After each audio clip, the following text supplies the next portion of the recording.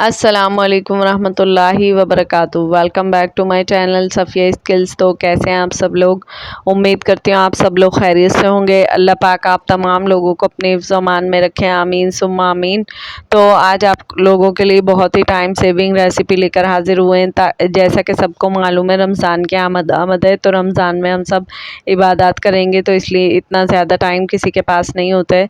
तो अगर आप लोग ऐसे जो है ना बना के रख लेंगे प्याज को, तो आप लोगों का बहुत ज़्यादा टाइम बच जाएगा और आपको रोज़ रोज़ इतनी मेहनत नहीं करनी पड़ेगी। प्याज काटने में, छीलने में टाइम भी वेस्ट नहीं होगा, लाइफ इजी हो जाएगी।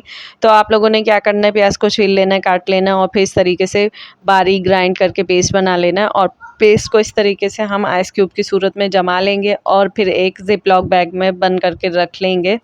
तो इस तरह क्या होगा कि आपको जब भी चाहिए आप अपने अंदाज़े से ना इसमें से क्यूब्स निकालें जिप लॉक बैग में से और यूज़ करें। So keep watching Safiya skills. अल्लाह हाफिज़। अल्लाह निगहबान। अपना ख्याल रखिएगा, दुआओं में याद रखिएगा। मिलते हैं नेक्स्ट वीडियो में। अल्लाह हाफिज़।